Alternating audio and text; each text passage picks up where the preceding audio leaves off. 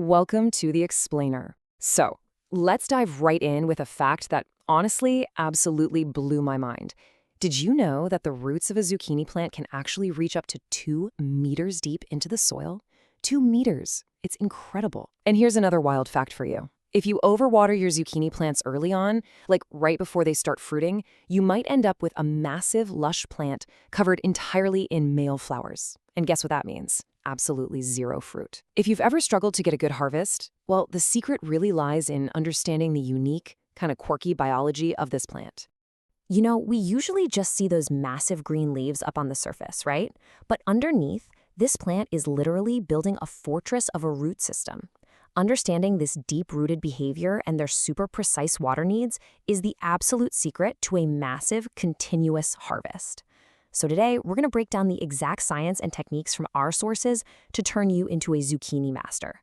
Whether you're a complete beginner getting your hands dirty for the first time or a seasoned gardener looking to optimize your yield, this is for you. Okay, here is our roadmap for today. We're going to cover 1. Preparation, 2. Planting, 3. Care, 4. Fertilization, 5. Harvesting, and finally, 6. Troubleshooting. All right, let's kick things off with Section 1, Preparation. We'll start with soil and varieties. Before a single seed even touches the dirt, you've got to prepare the ground. Healthy zucchinis start with healthy soil, period. Now, these plants are serious sun lovers, demanding about 6 to 8 hours of direct sunlight every single day. They absolutely despise heavy, compacted clay. What they really need is loose, well-drained soil, ideally with a slightly acidic to neutral pH, somewhere right between 5.5 and 7.5. And listen, this is absolutely crucial. You have to practice crop rotation. Never, ever plant them where you had pumpkins or squash last year, because they share the exact same soil enemies. You want to follow crops like tomatoes, peppers, or legumes instead. Why? Because they leave the soil nicely structured and completely free of zucchini-specific pathogens. To top the whole thing off, digging in a rich compost or something like 8 to 10 tons per hectare of well-rotted manure during the autumn or early spring gives them that heavy nutrition they just crave. Now you gotta pick your fighter. Your choice of seed should depend entirely on your growing environment. If you're planting out in an open field, you want something robust, like the classic Black Beauty. It's highly resistant to powdery mildew, which, let me tell you, is an absolute lifesaver in hot, dry weather. But say you live in a cooler climate, or maybe you have poor weather, or you just want to grow in a greenhouse. In that case, look for a modern hybrid like Cavilli F1. What's truly fascinating about this variety is that it's parthenocarpic. That's a fancy word which basically means it actually produces fruit without needing any pollination from bees. It's a total game changer. Moving right along to Section 2, Planting. Let's look at seeds and spacing. So timing is basically everything here. You want to make absolutely sure your soil temperature, down at a depth of about 10 centimeters, has warmed up to at least 10 to 12 degrees Celsius before you even think about direct sowing. Okay, here is the exact step-by-step for the direct sowing method. You don't just poke a seed in the dirt, you create what we call a nest. First, dig a small hole and mix in some well-rotted compost. Then place 5 to 6 seeds about 3 to 4 centimeters deep. Covering them with loose soil guarantees much faster germination. Once they sprout and that second true leaf appears, you've got to be absolutely ruthless. I know it's hard, but you have to thin them down to just the single strongest plant per nest. And please, whatever you do, give these guys room to breathe.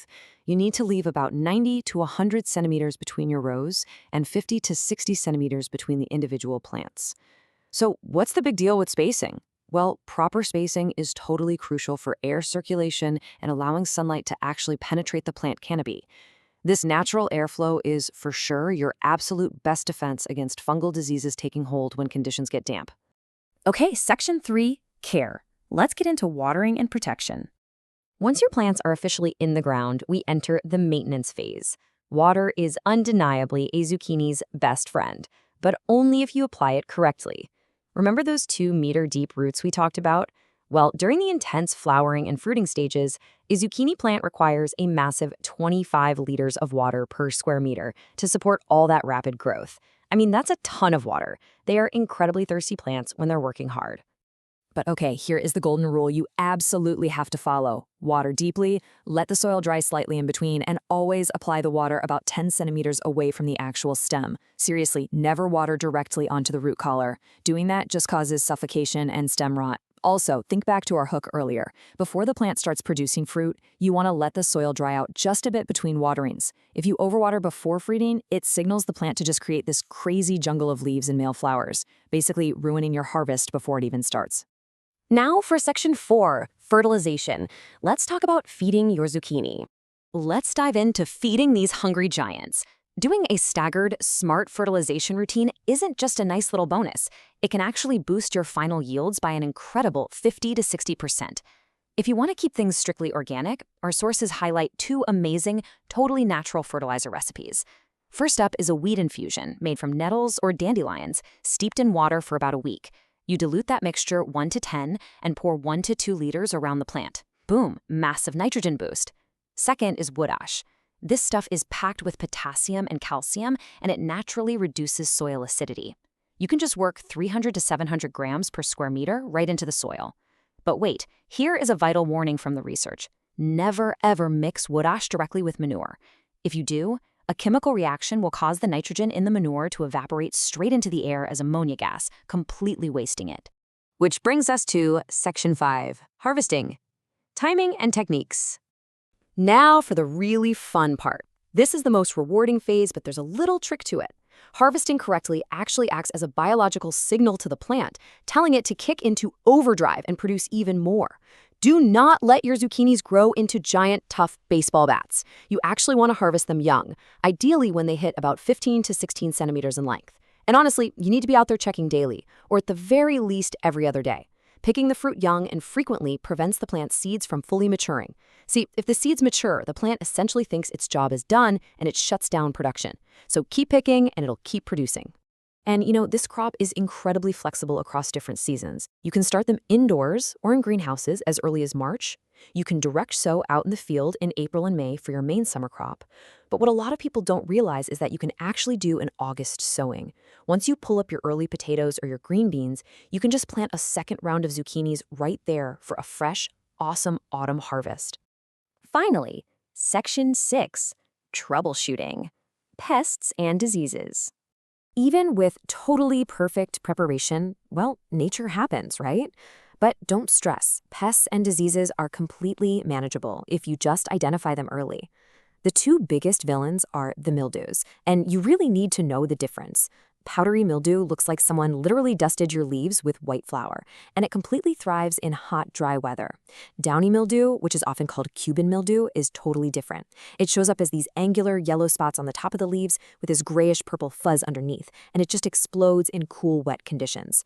So identifying which weather pattern you're currently in really helps you catch the right mildew early on. Here are a few other common troublemakers to keep on your radar.